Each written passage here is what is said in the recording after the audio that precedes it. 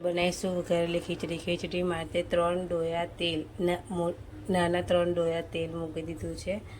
એ ગરમ થઈ જાય એટલે નાખીશું એમાં રાઈ. તેલ આવવા દેવાનું છે.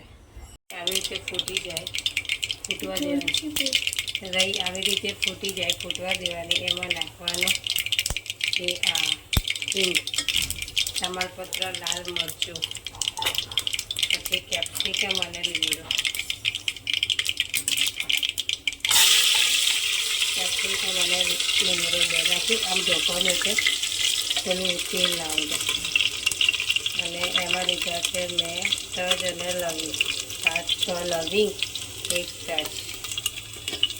આ રીતે થઈ જાય, થોડાક શેકાઈ જાય એટલે એમાં નાખીશું આપણે કાંદા બટાકા. થઈ જાય તો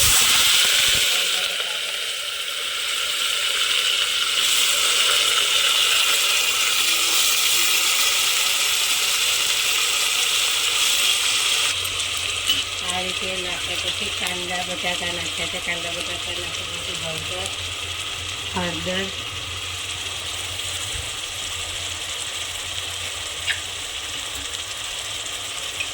મીઠું, મસાલા આ રીતે લાવીશું.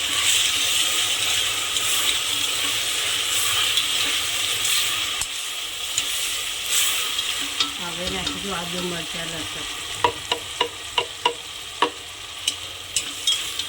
પેલામાં વઘારમાં એટલે નહીં નાખ્યા કે જે વઘારમાં બળી જાય એટલે નહીં નાખી. આ રીતે તમે નાખો તો એનો ટેસ્ટ અલગ આવે છે. થોડી વાર આને થવા દઈશું.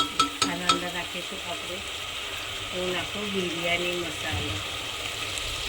હું નાખીશ આ બિરયાની મસાલો સુરતમાં મળે છે. આ ખીચડીમાં નાખો, ખીચડીનો ટેસ્ટ બહુ સારો. હું નાખીશ બિરયાની મસાલો, અડધો પેકેટ બિરયાની મસાલો નાખીશ.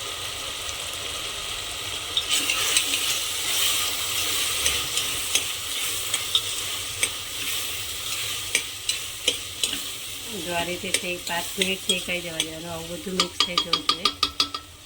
હવે હું નાખીશ ચોખા અંદર. હું બાસમતી ચોખા મેં નાખ્યા છે. તમારે જે ઘરમાં હોય ને ચોખા, કોઈ બી ચોખા સારા લાગે.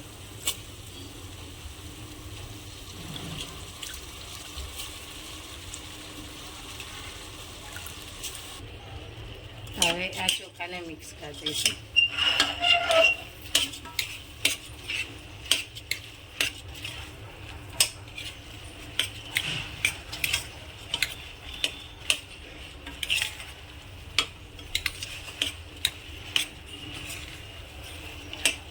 થોડી વાર એમ જ થવા દઈશું. પછી અંદર રેડીશું પાણી.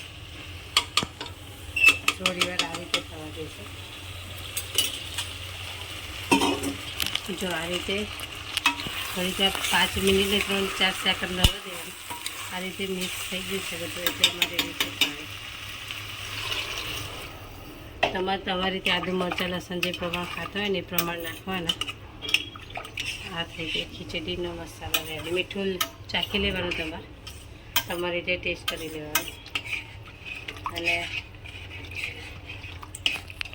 જો પાણી ઉકળી ગયું છે, પાણી ગરમ થઈ ગયું છે એટલે આપણે એને કુકરમાં સીટી મારવા મૂકી દઈશું.